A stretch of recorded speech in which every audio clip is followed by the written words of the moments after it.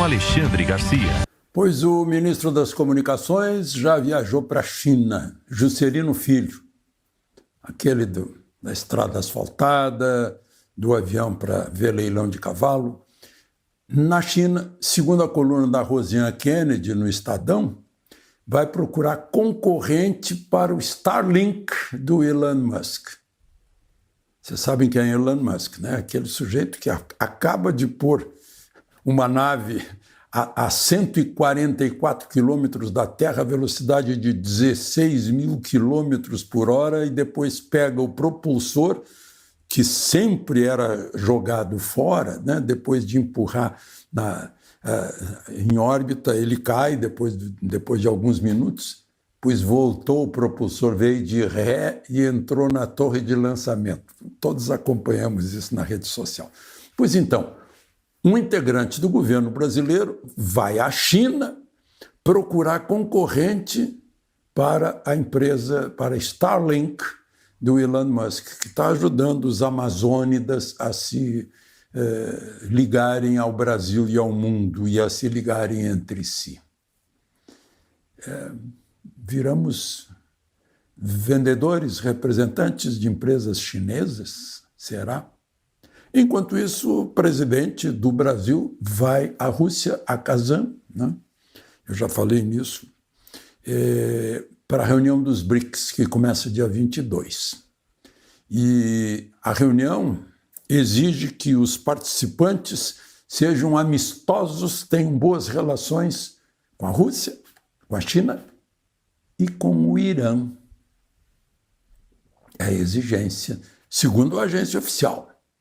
Outra exigência é brigar para que haja uma reforma nos estatutos das Nações Unidas e para que o dólar não seja mais a moeda mundial de referência.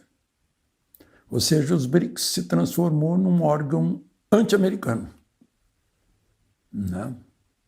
Por falar em Irã, agora a gente pega o noticiário do dia e vê que o governo do Talibã, que reassumiu desde 2021 o Afeganistão, está avisando que não se pode publicar imagens de seres vivos, nem mesmo no celular, nem no jornal, nem na televisão. Não pode, isso é contra a lei islâmica. Aliás, desde agosto que as mulheres não podem mais falar em público, lá no Afeganistão, e nem estudar acima da 6ª série. Será que, porque o Islã pretende tomar o mundo, será que esse é o futuro de nossos netos ou bisnetos? E a gente vai ficar esperando?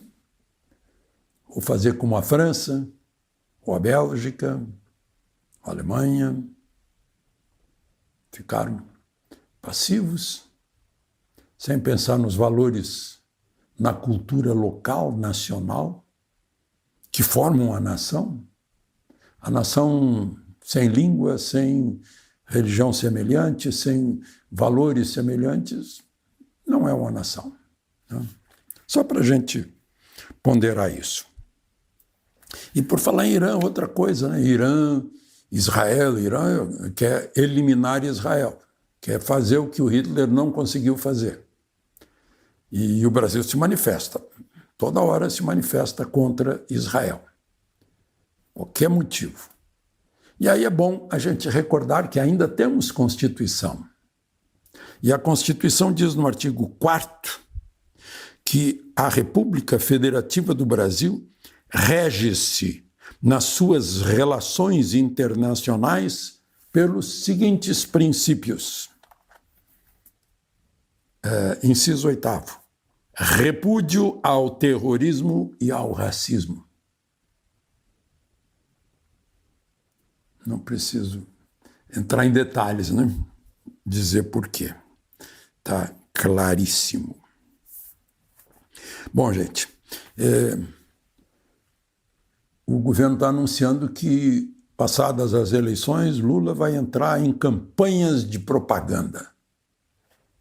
Campanha vai botar o nosso dinheiro em propaganda. Mas isso é desde sempre.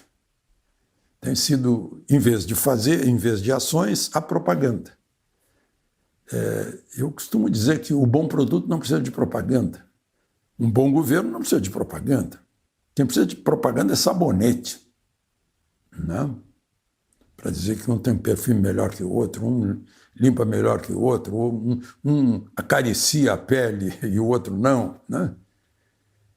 O governo não precisa, basta mostrar a ação.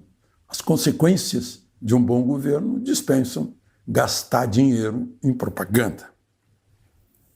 Vejam, por exemplo, não adianta fazer propaganda se a gente olhar o desempenho das estatais. Com Dilma, em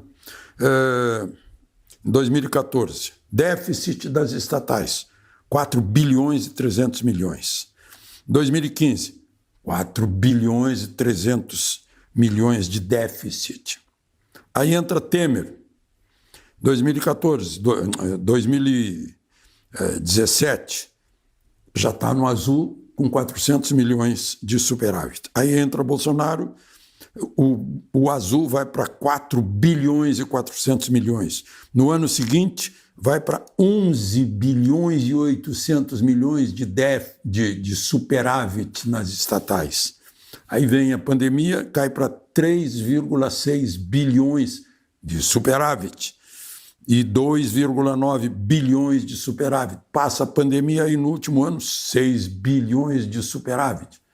Aí entra Lula, 2 bilhões e 300 milhões de déficit. Neste ano, o déficit já está em 7 bilhões e 200 milhões. Estou falando das estatais. Enquanto isso, com incêndio aí tem superávit. Os incêndios desse ano já superam os do ano passado em 76%. E eu fico pensando, né, a Amazônia está lá ao Deus dará. O pior é os amazônidas.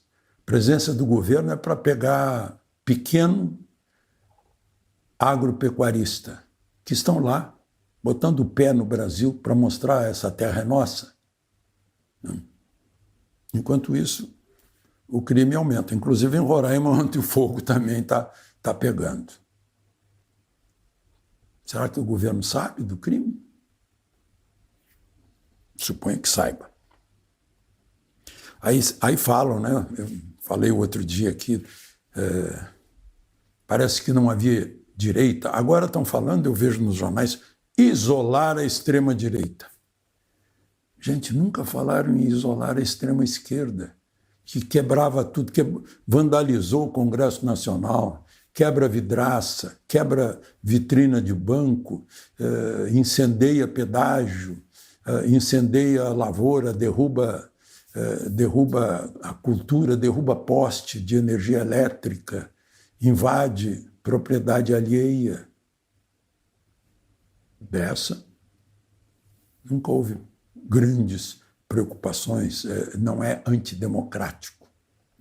Aliás, parece que passou um pouco depois dessa eleição o chavão da mídia de não usar a direita jamais, né? Usar sempre extrema-direita. Fica divertido, né?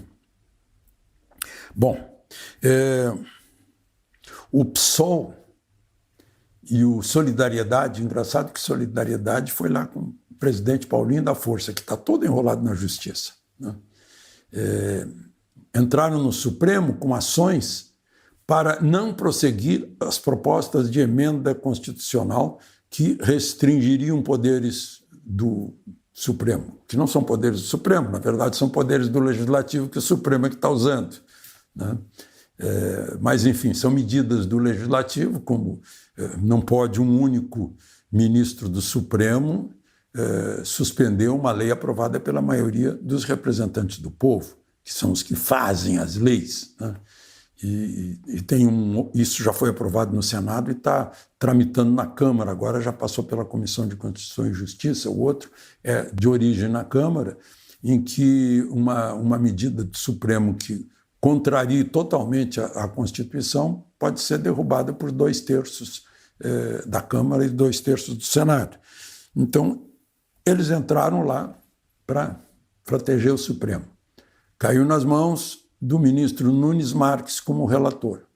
Aí fica a grande pergunta que qualquer pessoa vai perguntar. Mas peraí, o principal interessado nessas ações é o Supremo. Como é que o Supremo vai julgar, vai aceitar, vai tramitar, se ele é que é o principal interessado? Aliás, na verdade, o principal interessado é o povo, mas o Supremo é que é o envolvido, é o que se sente atingido, como já manifestaram alguns ministros do Supremo. Como é que o Supremo vai fazer? Eu sei que anos atrás o Supremo fazia uma coisa fácil, que evitava o desgaste.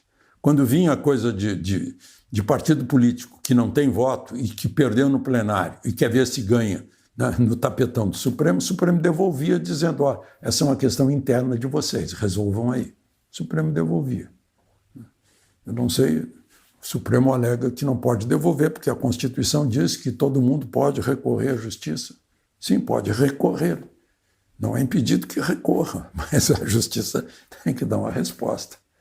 Qual seria a resposta? Está nas mãos de Nunes Marques, decifra-me ou devora-te. De Lisboa, Alexandre Garcia.